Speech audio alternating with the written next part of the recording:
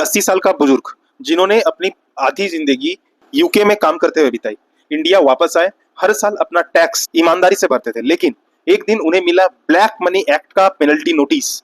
वजह जानकर आप चौंक जाएंगे। चलिए समझते हैं ये पूरी कहानी, जो हर एनआरआई और फॉरेन इनकम वाले टैक्सपेयर के लिए बहुत ज्यादा रिलीवेंट एंड बहुत इंपॉर्टेंट है। नमस्ते दोस्तों, आज का केस है आईटीएटी जयपुर का, SSC mister S Mathur versus DDIT. ये केस बहुत इमोशनल भी है और उतना ही इंपॉर्टेंट भी, क्योंकि इसमें सवाल ये था, अगर किसी ने अपनी फॉरेन इनकम पूरी तरह डिस्क्लोज की हो, टैक्स भी भरा हो, लेकिन सिर्फ फॉरेन एसेट का अकाउंट नंबर आईटीआर में ना लिखा हो, तो क्या उसे ब्लैक मनी एक्ट के अंदर क्रिमिनल समझ के पेनल्टी लिया जा सकता है? तो इशू ये है, मिस्टर एस माथुर जी 1966 से 1994 तक पूरे 28 साल यूके में काम किया। वही उन्होंने अपने पूरे जीवन भर की कमाई या पूंजी यूके और जर्मनी के बैंक अकाउंट्स में अपना पैसा जमा किया। एंड 1994 के बाद वो इंडिया वापस आ गए और यहाँ के टैक्स रेसिडेंट बन गए। लेकिन उन्होंने अपने फॉरेन बैंक अकाउंट्स बंद नहीं किए, उन पे इंटरेस्ट मिलता रहा और वो हर साल अपने इनकम टैक्स रिटर्न में as a interest income honestly उस इनकम को डिस्क्लोज करते रहे और उस पे टैक्स भी भरते रहे। अब आता है असेसमेंट ईयर 1920, मतलब फाइनेंशियल ईयर 18-19 का टाइम। उन्होंने अपना रिटर्न फाइल किया आईटीआर 1, जिसे सहज भी कहते हैं अपने। ये एक सिंपल फॉर्म होता है एंड ये फॉर्म उन लोगों के लिए होता है जिनका normal salary income and income from other sources से इनकम रेज होता है।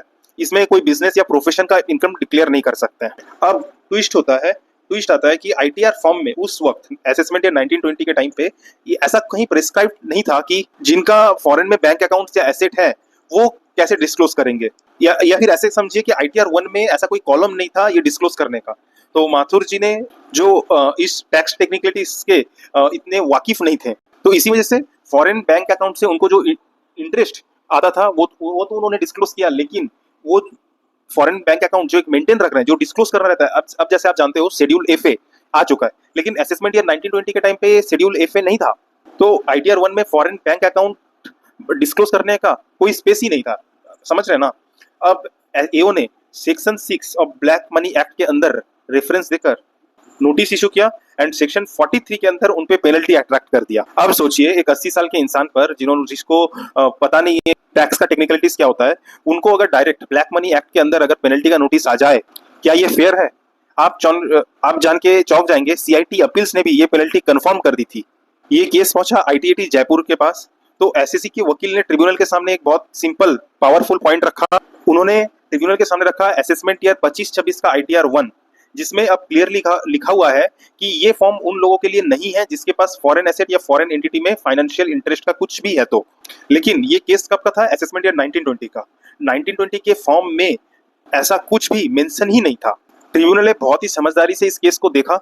उन्होंने कहा ब्लैक मनी एक्ट का पूरा पर्पस ये है कि इंडिया से जो ब्लैक मनी बाहर भेजते हैं या फॉरेन में कंसील्ड इनकम बनाते हैं उनको पकड़ा जाए। लेकिन यहाँ माथुर जी के पास पैसा उनकी खुद की कमाई का है एंड जिसपे उन्होंने टैक्स भी भरा है। तो ट्रिब्यूनल ने कहा ये एक बोनाफाइड मिस्टेक है, इतनी जानकारी नहीं रखता। एंड जबकि फॉर्म में इस बारे में शेड्यूल एफ के बारे में कोई कॉलम ही नहीं था, तो उनकी गलती को जानबूझकर छुपाना ये कैसे माना जा सकता है? इसलिए पूरी पेनल्टी रिलीट कर दी गई और उनका अपील अलाउ हो गया। दोस्तों, ये सिर्फ एक बुजुर्ग एस माथुर जी की कहानी नहीं है, ये उन लोगों की कहानी है जो एनआरआईज और रिटर्निंग इंडिया आते हैं एंड उनके पास फॉरेन बैंक अकाउंट्स या एसेट्स होते हैं, फाइनेंशियल इंटरेस्ट होता है।